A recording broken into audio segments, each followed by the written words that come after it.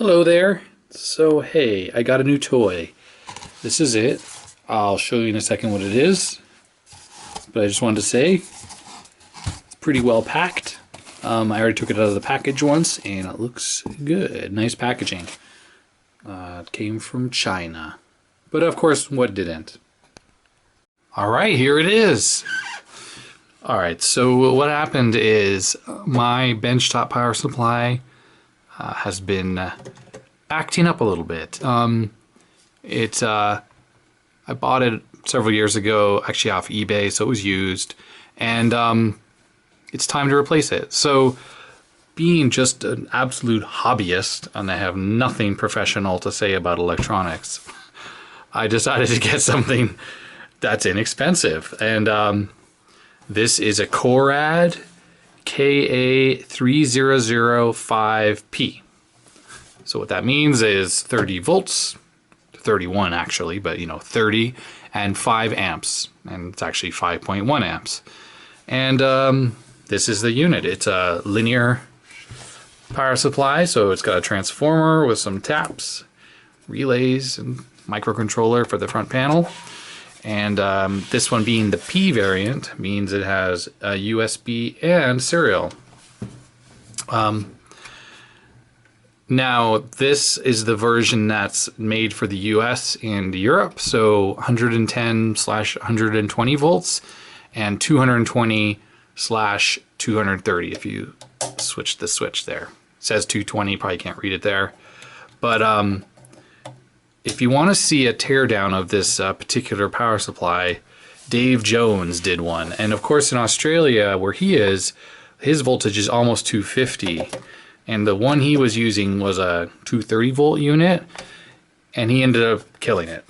And I think what came out of that was his high voltage and fully loading this up put a lot of stress on the output transistors, because of course they were dissipating a lot of current, and it killed them.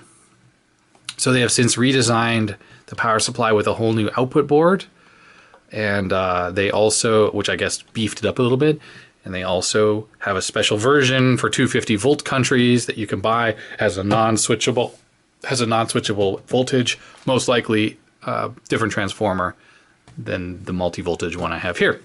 Anyhow, pretty inexpensive. In the United States, this cost me $139 from Amazon, shipped free, Amazon Prime. Korad sells directly through Amazon, so you don't have to worry about shady sellers. If this has a problem, I can return it directly to Amazon, which is nice. You get a few accessories, a US IEC power lead. You get some pretty chintzy clip leads here. I took these out of the bag already, so they said 5 amp maximum. So look at this. I mean, these are like the kind you can just buy and make yourself. But anyways, it did include them, so that's nice. You get a USB A to B cable. It's kind of nice, 1.5 meters. Not bad. And instruction manual plus CD. I don't know what's on the CD. I'm assuming the drivers for the serial port, because I'm sure the USB connection is actually just a serial to USB converter.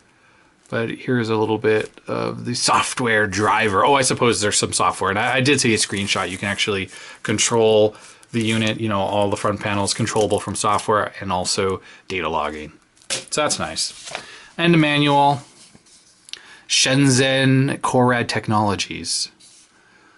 Look at that. You can email Adam at koradtechnology.com. Who's Adam? And does he still work there?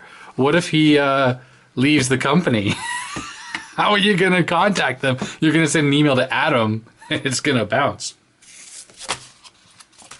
Anyhow, so this is the so they have several versions if you go on Amazon. They have, this is, like I said, 30 volts, 5 amps. They have a 30 volt 10 amp version, if I recall. And they have a 60 volt 5 amp version. Oh, you know why I'm going through this. I'm sure there's a chart. Yeah, so 60 volts, 5 amp. P means it has the USB. 63 amp, 30, 10, 35, and I guess there's a 33, a 30 volt 3 amp, but I didn't even see that listed. So the cheapest version I saw was the 30 volt 5 amp without the USB. I think that's the D model, and it was 132 maybe. If you shop around, you can get a few dollars less, but you know, free shipping and whatnot, and plus the ability to return it. That's worth it for me. Oh yeah, and here's a little breakdown here, and you can see the 200. Oh, actually, these are just the fuses. Yeah, so I do know in Australia they have a special version for them with a different transformer, but this is the fuses, I guess, that these models take, and this is the switchable one. Anyhow, manual's not bad. Of course, it's, you know, has a little bit of grammatical errors here or there. The font spacing is a bit pretty hilariously funny. You know, it's everything looks okay right on these pages, but some of the stuff looks pretty silly. What's not clear is on the front here, we have over voltage protection, over current protection, constant current, constant voltage, and then output on or off. You know, everything's pretty simple to run, but the over voltage protection and the over current protection, there are buttons for these two. I don't know exactly what those do. I mean, you know, you can think of what, you know, they protect. You can maybe set a limit, and when you push the over voltage protection, if the voltage goes over that, it shuts off the power supply. But when you look in the manual, which is just not clear, enter remote control mode. Okay, this is all the serial stuff. I don't remember where it is, but there's a section on the over voltage protection. It absolutely does not explain here. Overcurrent protection on off. Pressing this button for more than 2 seconds will make beep on off. Okay, so that shuts off the sound that this makes. You push the buttons. Over voltage protection on off. That's it. That is all it says on those functions. That is it. So OCP is OCP indicator. When overcurrent function is turned on, the OCP indicator lights up. I mean, here's the other one about over voltage. The over voltage, OVP is the indicator of over voltage protection. When over voltage function is turned on, OVP indicator lights up. When the output voltage is higher than protection setup voltage due to unexpected conditions, output cuts off and OVP indicator flickers. Press the OVP again and the power supply recovers. But how do you set that up? So anyways, I don't know. Anyhow, so there we go. I'm going to turn it on now and talk about that. All right, so this is the Korad linear bench supply. Oh, okay, I accidentally turned it on. Does have a fan. It runs all the time, and it's a little bit noisy. From other videos I've seen, it is temperature controlled, but I'm not too sure about that. I'll have to take a look inside. It's not horribly annoying on the lowest setting here, but I've seen videos, and when you draw a heavy load from this, the fan speeds up pretty much immediately, and as soon as you shut the load off, it spins back down. So that kind of leads me to believe that it's microcontroller based. So anyways, the user interface on the Korad is actually pretty great. It's got 4 memories. These are these over current protection, over voltage protection buttons that don't really make a lot of sense. So this is when the output's turned on and off. This is the button for it. And of course, constant voltage mode, which just makes sense because there's no load on here right now. Constant current. It does have 4 memories, the corresponding buttons here, so you can quickly switch between 4 set profiles. So there's 3 amps, 30 volts. Turn that on. You can hear the relays click. If you switch one of these, it immediately switches the output off. I'm sorry, the output is switched off immediately. So that's nice. That's how it should be. See, switches off immediately. What you can do is turn the output on, and with this button here, This lets us pick whether we want to adjust the output of the current or the voltage, and you can do very fine control here, and of course turn the jog knob. It's nice how it, you know, even if we're changing this least significant digit here, it is actually changing all of it. It doesn't just go up to 9 and stop, and then we have to move over here to kind of go up and down.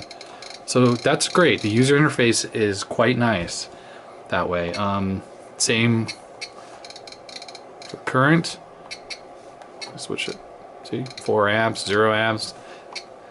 Now I'm adjusting this while it's on, and when the output's enabled, this does change. So you can change the current and the voltage while it's outputting, which is nice. That's a handy feature. That's what it should do, to be honest.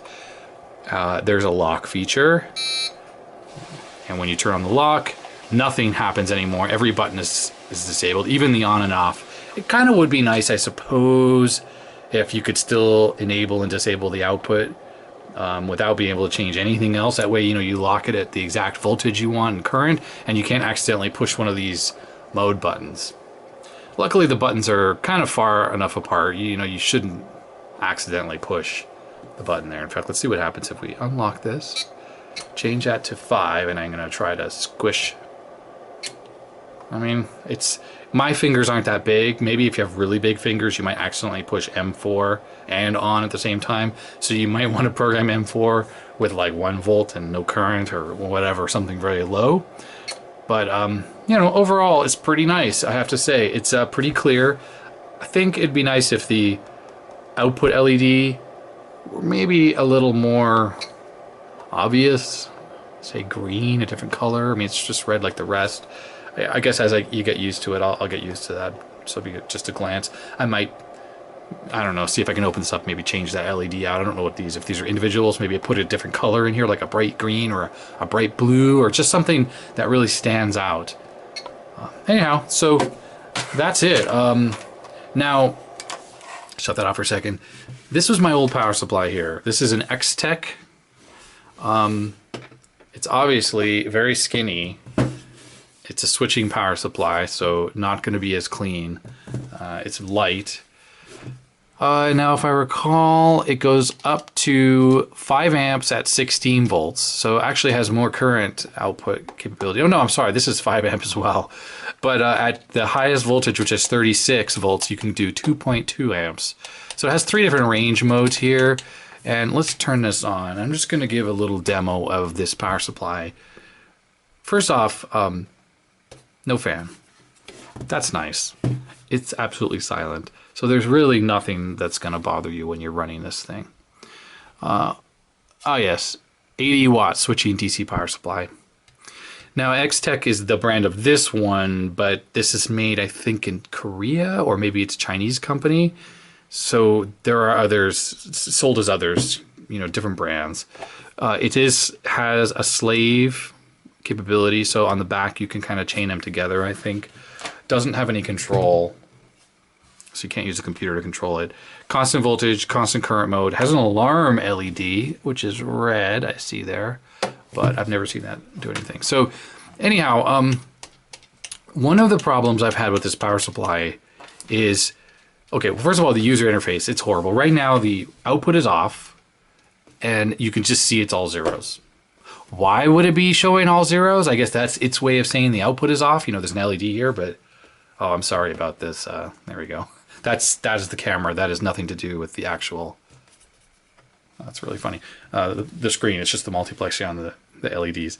But one of my issues is I was using, okay, so what currently is the current and voltage output going to set to? If I hit enable, what am I going to get? The only way to do it, to see it, is to push review. Oh, but nothing happened, because you have to hold this button down, and now you can actually see what the voltage and current is.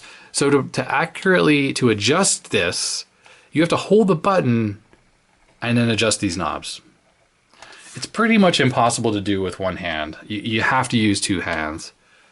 And it's pretty frustrating. So here we are. And then the other thing is, it's very coarse adjustments, like see 5.08, at one click, 5.2.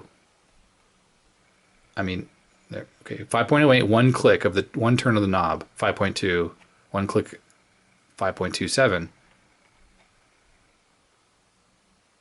Yeah, so it's weird. It doesn't even go at the same increment. I mean, how many was that? That was 120 milliamps raised there, and I go one more. Oh. Yeah, so I don't know. Anyways, as you can see, coarse adjustments, fine adjustments are very difficult to do. Same with the current output. Okay, anyway, so that's the biggest gripe I have with the user interface. But the other day, I was using this, and so when you turn the output on, then you will see the actual measured voltage and current. So there we go, which is what it should do. Now, I had a problem the other day where I turned the output on, and I'm used to this thing. I can just hit the button without really looking. So output on, and I had an Arduino hooked up and some LEDs or whatever. I hit on, and something was like, wait, what's going on here? Something's crazy. The LEDs were bright, and then I started smelling burning. I glance up at this. It said 12 point something volts, and the current, was 1.2 amps. What was happening? I have no idea. I quickly hit the output, button to switch the output off. And the funny thing is right now, if you can just see it's flashing there, so stop. There we go. So that LED is on. Well, it's when I put my hand there, isn't it? That's showing that mode selected. Well, none of the modes were selected when that happened. That 12 volt thing happened. All of these were off. I had pulled the output, the leads off, and I tried to turn the output back on just to see what would happen, and I couldn't turn the output on anymore. So it got into some kind of state, and nothing I do will, turn that LED off. I can't push any combination of buttons here. See, no matter, if I push two buttons together, it behaves normally. I mean, I'm holding the top button. So I think it was the bottom. Typically I have this middle one set for 3.3 volts, and this bottom one I have it set for 12 volts. Now it's set for 0.6, and the top one I use for 5. So somehow it incorrectly pushed this bottom one, even though the light wasn't on, and it killed the circuit. I mean, it actually ruined the microcontroller. Luckily, it was a few dollars, and luckily I didn't have something like a Raspberry Pi connected or other delicate electronics. So I've lost confidence in this power supply. I talked to a friend who has the same one. He mentioned it did the exact same thing to him at least a couple times. I've had it happen, I think once, maybe twice. I think it happened twice to me too.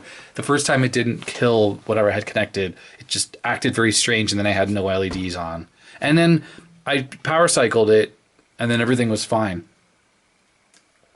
So I've lost confidence in that, and that got me looking for an alternative power supply, which is why I found this. Wow, that beep is pretty much horrible.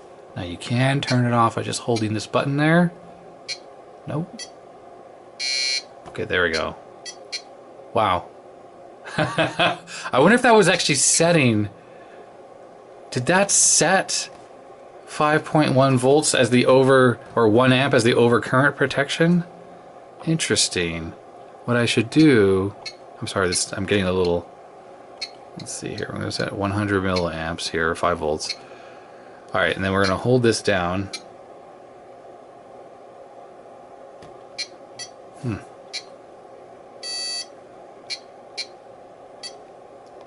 Okay, so I wonder if that has now,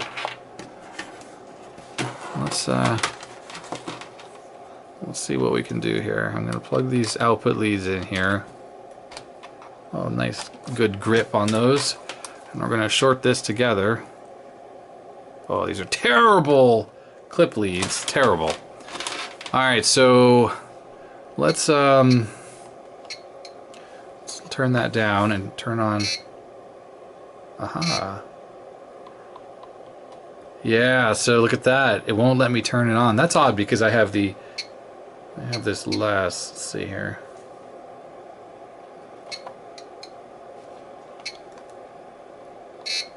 Huh.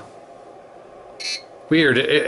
I assumed I set the overcurrent protection to 0.1. Actually, you know what? Maybe that was just, maybe this is not. Let's put this to 1 amp. Okay, 1 amp, and let's.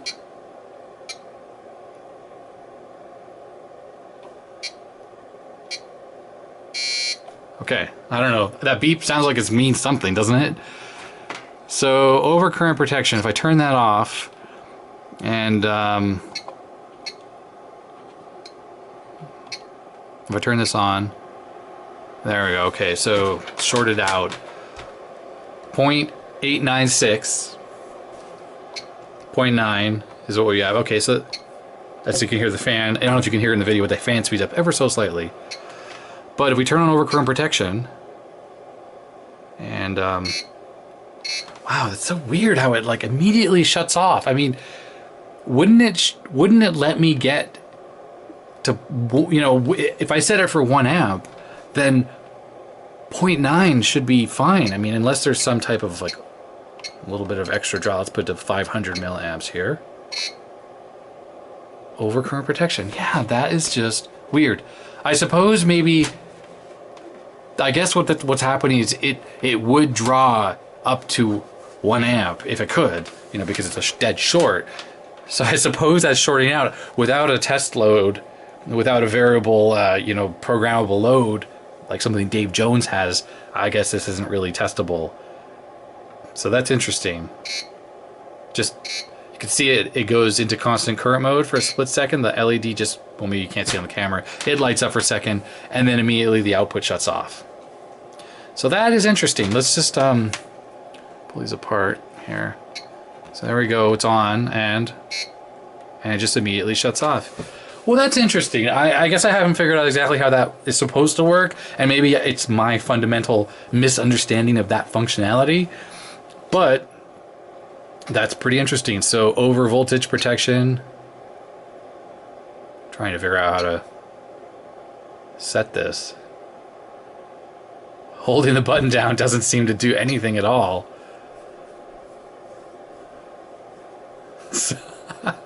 What is it supposed to do? Okay, so the only thing I can think of is over voltage protection is not something you can program.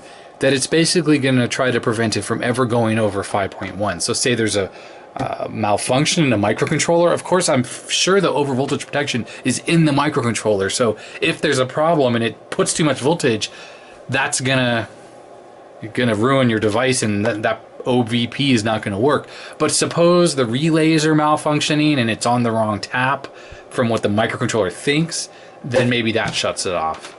And the only way I can think to test it is if I basically plug this into this power supply and output more than 5.1 volts into this and just see what happens. But that's interesting. So OVP doesn't seem to be programmable, but then the current protection does.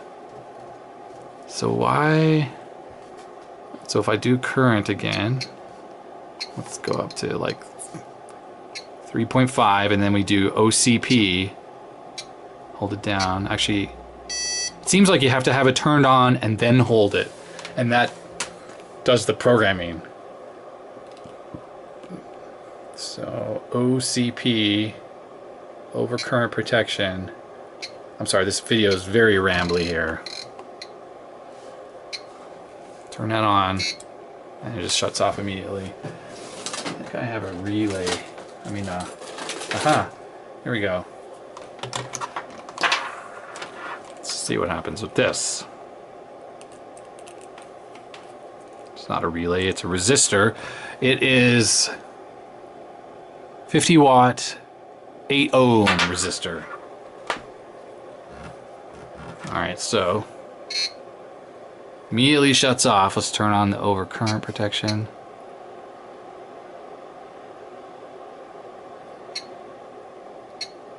Alright, okay, it's working. Let's just turn this up to 1. Alright, there we go. So 624 milliamps at 5.1 volts going into this thing. Now, if we turn on over current protection, yeah. Okay, so that's fine, right? Because I have it set for 2.5. There doesn't seem to be a way to review the overcurrent protection. But I think what we're going to do here is we're going to lower this down to 500. Because we'll just see if that programming that I think works. So we can turn this on, hold it down. No, that didn't do anything. Okay, there we go.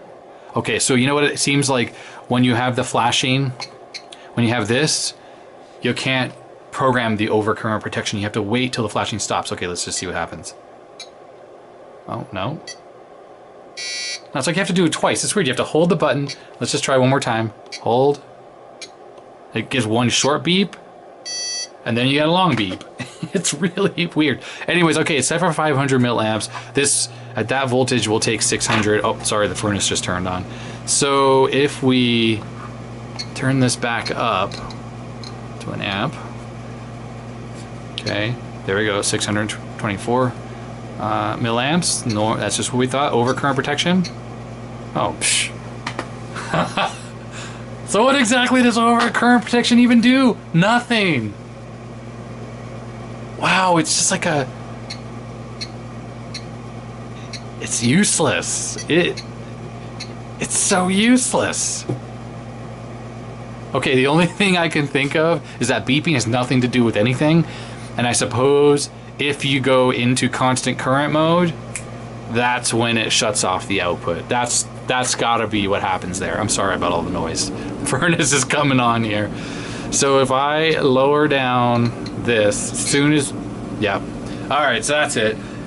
Over current protection, as soon as you go into constant current mode, shuts off the output. And I'm assuming over voltage protection is the same thing. So if you care about, say you set your maximum for your product, you don't want to be riding the constant current mode with your microcontroller, you just shut the output off, and that way you know there's a problem. Okay, so that's useful.